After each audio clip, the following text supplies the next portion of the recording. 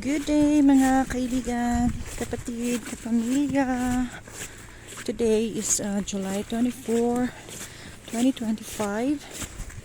Past quarter to 9 a.m.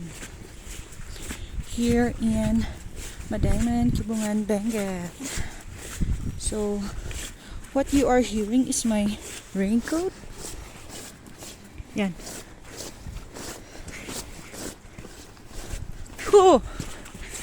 Video pa more. Madapa ka sana dyan. Harvest day po namin ngayon. Meron pang hindi na harvest si mother-in-law. Sa kanya po yan. Sa amin po itong bagong tanim.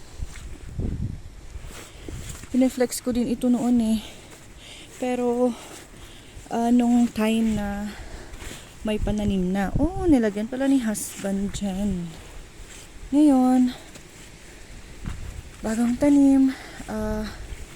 Nagdadamo po ako ngayon. Tatanggal ako ng damo. Kasi nung kahapon pumunta po ako dito. Pero, hindi ako nag-raincoat.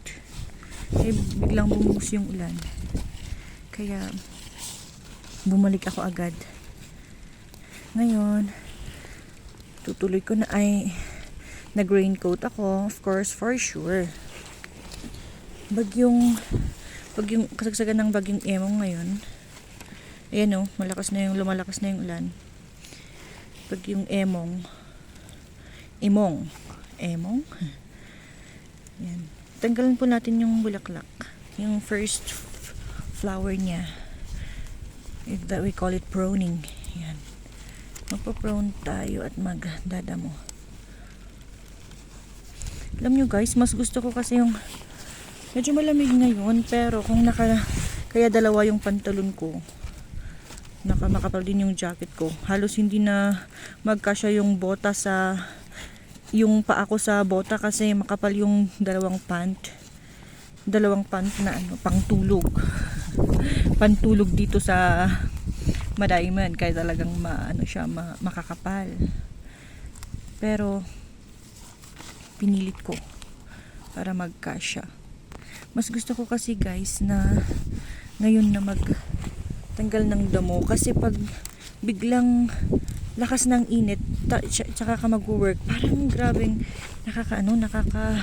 alam niyo yung parang we call it na uutay. Ingkad ka na. Yung parang lupay-pay ka, yung konting, hindi naman malakas yung araw, hindi naman malakas yung init, pero parang nainitan ka ng agad, yung parang nalanta ka na agad. Kaya mas maganda yung ngayon naman, ang kalaban mo lang ngayon na umuulan, yung lamig. Pero at least may remedyo. Yung kapalan yung damit, ngayon kapalan mo yung damit mo, tsaka para kahit nakakaputi ka, iinit lalo. Alam nyo yun? Hindi ko alam kung na-try nyo. Pero sa aming mga farmers, kung naka-raincoat ka, tapos medyo makapal yung damit, mainit-init, warm inside. Yung kamay mo lang yung nilalamig. Pero that's it. That's better kaysa yung sobrang init. Kahit nakapayong, mainit pa rin. Mas madaling maremedyohan ngayon. Yun lang. Ang bad naman, ang nakakasad naman, sa yung pananim namin na naka-harvest, yung nafe-flex po noon. Sa taas kasi yun, sa taas banda. Wala na. Na sila. Lupay-pay na sila, na popcorn sila. Yung parang sumabog-sabog yung strawberries. Kaya wala silang sumabog-sabog.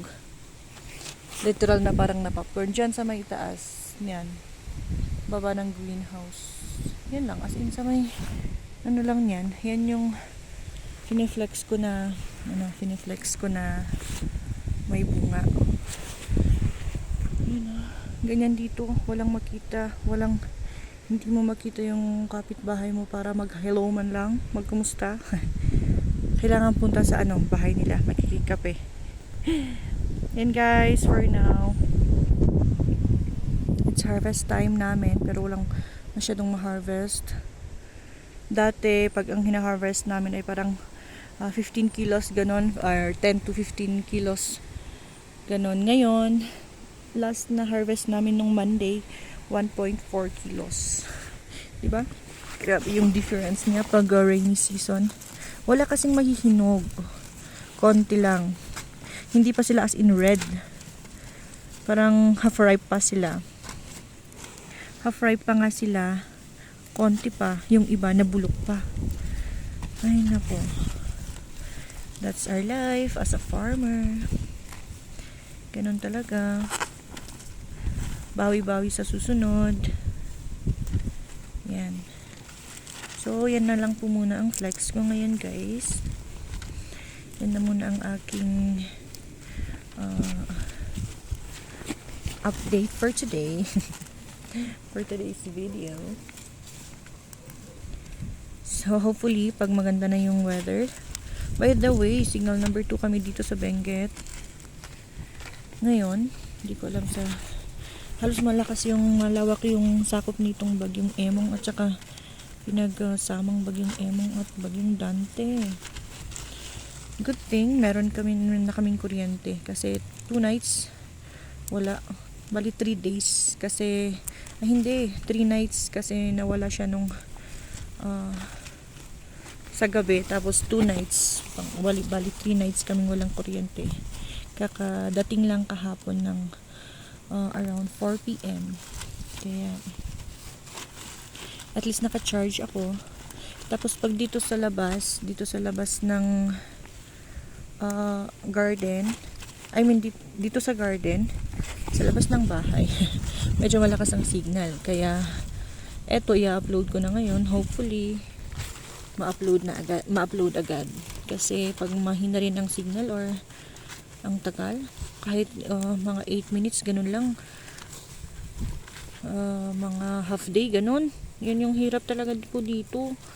Pag malakas naman, pag yung mga 8 minutes tas wala kang mga edit or mga dinagdag na kung ano-anong anik-anik na emoji, tsaka mga walang edit, okay lang, ma-upload agad siya ng parang 1 hour ganun.